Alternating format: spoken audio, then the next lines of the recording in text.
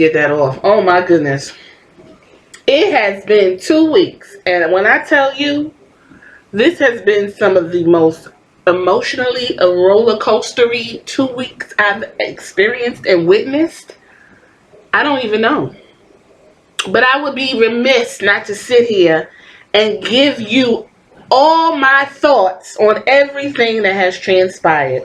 Because I have, you know, I have compiled the list. Chris Jericho. Oh, Chris Jericho. Wow. When I tell you disappointed. When I tell you fucking pointed. When I tell you wrestler after wrestler that fucking pointed me and wrestlers that I wasn't shocked. Woo, I don't know. But I tell you this, Black Lives Matter. We'll get into that. We're going to take our time with it. We're going to sort it out, get through it, because I'm here for my people. You know, this is Wrestling in Color Podcast. It's your girl Stephanie, you know. Make sure you follow. Thumbs up the video. Subscribe. Please subscribe. I'm still building. I'm still working. You know what I mean? I'm enjoying what I got going on. And I'm also developing another podcast because I got things to say that are a little more charged than normal. Look out for that. I'll put the link. You might want to come listen. Who knows? If not, whatever. That one is you're going to have to pay a fee. You're going to have to pay a fee. Yes, because I cannot get Karen. I cannot have Karen and Bobby and whoever else coming to fuck up what I got going on. No. So, before I get into the heavy shit, I'm going to dive into what we're talking about today. Yesterday was Sunday, and we had a pay-per-view. We had an NXT takeover. And I can say, I don't know an NXT takeover that ain't good. And it's pretty rare when you have a bad one. I don't know. I've been watching NXT for a minute since it's been pumping. Since before they threw it into a war that it was not necessary. And it is slowly taking the soul out of the product. But that's neither here nor there. NXT takeover in your house. A throw back to the old in your house days. That's my days of wrestling, y'all. That's my days back in 85, 86, 90s. That's back up. Yeah. That was nostalgia for us old heads now. Old millennials. Yes, millennials are turning 40, 41, 42. Yes. Yeah. So the card was pretty good. I had my picks. If you follow me on my Instagram, Wrestling in Color, make sure you do. The link's up at the top. You can see my picks. I put my picks up every time there's a pay-per-view. I don't really do reviews no more because who cares? I just do the aftermath and I put my picks up. So that's how we do it over here. So let's just dive into it. I don't remember the order, so I'm going to just go by what's on my page, my Instagram. I picked for each one and how I felt.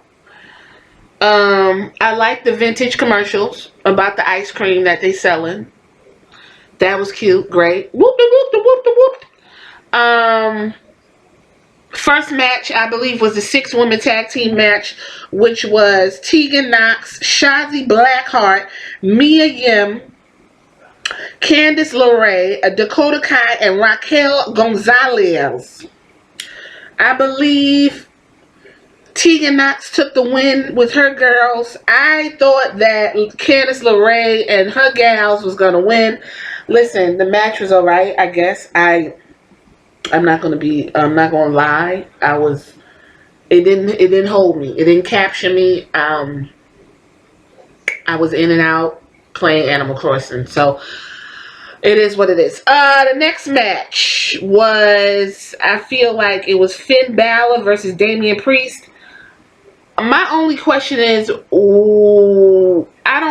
there's some things, y'all gonna break it down, explain why this happened and why this is good for this person. Damian Priest lost. Finn Balor won. I always love a coup de grace. I always love Finn Balor and his thighs. I'm always going to enjoy that. I just don't see why Finn Balor won. But you all said that that's good because Damian Priest looks strong. I don't, Finn Balor apparently has a winning streak that's not been broken, and I guess Damian Priest was not going to be the one to do it. So that was that. What did I think of the match? It was cute, I wasn't moved or nothing. I wasn't like, yeah, I was like, oh, okay. I was like, okay, that's cute or whatever. Seemed like it went fast. This pay-per-view seemed like it was like booch, a booch, a booch, a booch, a booch. For it to be live, they was going. They was getting it, cranking the shit out. So I picked Finn Balor to win. He did win. Then we go on to the Johnny Gargano versus Keith Lee for the NXT North American Championship. I thought Johnny Gargano was going to win. I don't know. That's what I thought. I also thought his wife was going to win too, so maybe that was my thought process. The match was decent. He was cheating. He was digging in Keith Lee's eye. I'm gonna tell you what I got annoyed with when Candice LeRae and Mia Yim ran out, and Mia Yim runs out in these Timberlands. Once again, if you listen to my Mia Yim spotlight, I don't care for the gimmick. I see right through the gimmick. I've listened to Mia Yim's story on multiple other people's platforms. Chasing Glory is a great spot. I don't think that character is her. I think it's forced. I don't think it works. Period. When she runs out, I get annoyed. When she's wrestling, I can't get into it. I'm just going to be honest. So them two ran out. Don't really know why. Keith Lee picked up the win. And you bask in his glory. And there you go. He also had on Black Lives Matter trunk and leather jacket. Now, some of y'all was saying that the camera work was trying not to show the Black Lives Matter stuff, but I don't see how this big giant black man has Black Lives Matter on his trunks and he flipping and dipping and diving. You ain't gonna be able to not show that. And if WWE was really trying not to show Black Lives Matter on their show, well, I wouldn't be shocked. I mean, please. Let me just, please. Alright, so that match was alright. Then we had Tommaso Ciampa versus Karrion Kross. Now, I see you guys are super excited about Killer Kross, who's now Karrion Kross. No, I never followed his career. I did go back to watch some of his stuff. And, whatever. The girl that's with him, I forgot her name just that fucking fast. Listen, I noticed you guys really enjoy their entrance. I don't care for all of the theatrics that she's given, the lip singing. Now, it probably would have maybe looked better had the audience not fucked up what was going on with the call and response. It was, I don't know what was happening there. Whatever. And then my boy Tommaso comes out, do what he did. I thought Tommaso was going to win. I don't remember who won because I fell asleep. I'm sorry. So there's that. I did go to sleep on that match. I don't know what to tell you. I slept on the match. I did. And I also fell asleep on another match, and we'll get to that match soon. So I don't know who won. I thought Tommaso won. So we'll just say he won. Great. Then we had the backlot brawl with Adam Cole and Velveteen Dream. Now, I was excited for this. I also I couldn't choose because I enjoy both. I chose the Velveteen Dream to win. Now, you all said that the Velveteen Dream probably won't win because of the issue he had with the young kids. Him sending a 17-year-old picture of his dick and asking their name. None of this was picked up any further. Nobody spoke of it anymore. I don't know what's going on. That's it. The issue with the match. Could have been a great match. Y'all wanted to do the theatrical thing after the Undertaker and AJ Styles match was such a hit. And I even like the Firefly Funhouse match with John Cena. I thought that was creative as fuck. They tried to do it here. I wear glasses. I needed more medicine in my glasses because I couldn't see nothing with the lights from the headlights from the car and the fucking camera cutting. Like, I'm thinking, like, why is this camera moving like this? When someone's getting kicked, you don't have to vibrate the camera. They vibrate the camera. They kicking the. It just was too much. I didn't like it. And then Velveteen's boots really just, they seem impractical and heavy. And then I don't know who that man was. I forgot his name, but he came from under the ring, and he was very good looking man, and he kidnapped Bobby Fish and the other guy, threw them in the trunk. Then we got back to the match. It was a Canadian destroyer on the chairs, and Adam Cole retains. I don't know where Velveteen Dream goes from here. I don't know. If he's going up to the main, I don't have high hopes. If he's going up to the main roster, I don't know. I don't know what's going to happen, because historically the audience is full of some terrible shit. They don't take kindly to gays, transsexual, barely could get the black folks to do anything. I don't know. Velveteen is, listen, I don't know what else they're gonna do with him from here. He held the North American Championship. He did not hold on to the main championship, and that's actually fucking annoying, because Bianca Belair didn't get to hold on to it. Who else went up and didn't get to hold on to that belt? Nikki Cross didn't get to hold on to it. I don't really understand that. I don't understand. And can somebody tell me where the fuck Bianca Belair is? I know she's on the main event, but that bitch is a star. I'm gonna need her to be up on the motherfucking. Why is she walking around wreaking havoc in Raw? And let's not even talk about what her husband and Angelo Dawkins and them is doing with this bullshit. Listen, I'm gonna tell you one thing. I know the Revival, or AKA the Revolt.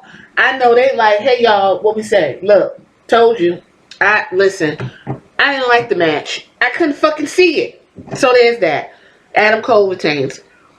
Then we had the triple threat: Io Shirai, Charlotte Flair, and Rhea Ripley for the NXT Women's Championship. Io is a star. Io, when she went heel, and that music changed, and she just, the bitch don't gotta speak English. She giving you drama with her face. And this is what I be saying about Andrade Cien Almas, Asuka, and all the ones that don't speak great English.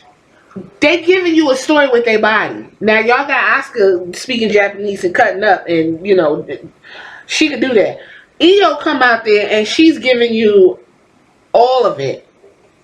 And when she speaks, she says what she gonna say. Keep it pushing and whoop your ass. Charlotte Flair is Charlotte Flair and Rhea Ripley. Now, they was giving you what they wanted. Only thing I didn't like was, the points where they had to wait so they could catch each other and not fuck each other up. One point, Io jumps off the actual In Your House set, and it looked like she hit her face on the ground, on the red. So, but she rolled over fine. The ladies gave you what they gave you.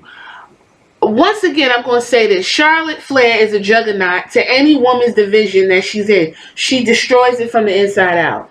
I have yet to see any of the other four horsewomen destroy a division the way Charlotte does. And I don't fucking understand why. Charlotte's a great wrestler. She already told you she got the look. Great android, robotic. She can't cut a promo for shit, depending on the day. But she does not bring anyone to a good match. Becky Lynch will bring you to a match. Sasha Banks is going to bring you to a good match. Even Bayley is going to at least help you get to that point of a good match. Charlotte Flair gets in the ring and devours you to the point where you have to fight her to get a good match. She doesn't get that from her father. I don't know where she gets that from. I don't know where she gets her father. Ric Flair is a ring general. I don't know what the fuck Charlotte's doing. And if she keeps doing those moonsaults with them fucking knees, I don't know what I'm going to do. Listen, speaking of moonsault, Charlotte Flair put Rhea Ripley in a figure 8. And Io Shirai proceeded to do a moonsault off the top rope, and it looked like she gave every single piece of her knee to Rhea Ripley's mouth. Pinned her and won the belt while Charlotte was still tangled up in Rhea Ripley's legs doing a figure eight. I'ma say this. What was the fucking point of this whole entire setup to get Io the belt? Io then she could have. First of all, Io Shirai she had the belt already. That's me. But y'all brought Rhea Ripley out the shadows, threw her up into the spotlight like that, took her to WrestleMania, took the belt off of her, gave it to Charlotte Flair. You thought Charlotte Flair was going to bring eyes to NXT? No, because don't nobody want to see Charlotte Flair. You got her all over the fucking TV 3 nights a week. 3 nights a week. Then you give the belt to Io Shirai. What is Rhea Ripley's purpose? Are y'all bringing her up to the main roster to feud with Charlotte? Over what? Because I'm going to tell you right motherfucking now. Charlotte already jammed up Asuka once for the SmackDown Championship, which she then took to WrestleMania for that triple threat bullshit with her and Ronda Rousey and Becky Lynch. I didn't like how y'all did Asuka then. If y'all fucking take that belt off Asuka in a fucked up fashion and put it on Charlotte so she could feud with Rhea Ripley, I don't know what the fuck I'm going to do. I'm telling you, I do not know how I'm going to register that whole fucking scenario. I don't understand why you got this juggernaut running through these women like this. I do not understand. Now word on the street is Charlotte wants to fight for men's championships. I don't see that happening.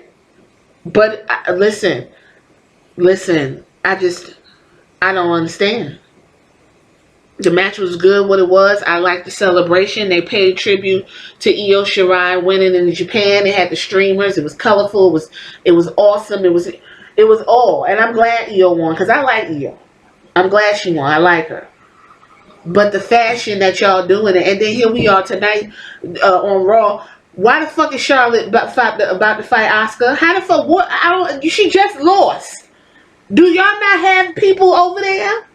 Where is Bianca Belair? Where? And while I'm on it, congratulations, Sasha Banks and Bayley on taking them fucking belts off of Alexa Bliss and Nikki Cross. You got cringeworthy Bayley doing her best with 2 belts now. And Sasha has a belt and she'll always have a belt around her waist. And they will, I guess, going to continue to build up to them falling apart and whooping each other's asses. I don't know who they're going to fight because there ain't no division. I guess it's going to be the Iconics. And you're going to have Nikki and Bliss sauce, applesauce, or whatever catchphrase they got going on running behind them too. I don't know. Overall, In Your House was not one of the best NXT takeovers. It is what it is. I wouldn't really care if In Your House came back. It was cute. It was a cute idea, but no, just give me wrestling. The cinematic stuff, I could barely see the match. Y'all, he put him in a chokehold. He looking over here. The camera pan to some lights on a Corvette. I'm sitting here like, what's going on? You come back, people feet in the air. I don't know what was going on. So I give it a strong C-. So that's about a 69 on a scale of 1 to 100. A 69. A C-. Whatever the fucking number is for that is what I give it. Because there was some good points. There was some fun things going on. But no. I need the takeovers to be gritty, rough, and give me what I want. This was cute, but no. That's it. I'm going to leave it right here. That's my thoughts on In Your House. Tell me what you think. Hit me in the comments. I love when you guys comment. Make sure you subscribe. Ask questions. Let's argue and debate. I love it all. I appreciate everybody who just joined and all the old folks who's been here for a minute. Subscribe. I'm trying to do something here. Alright, on to the next. Later.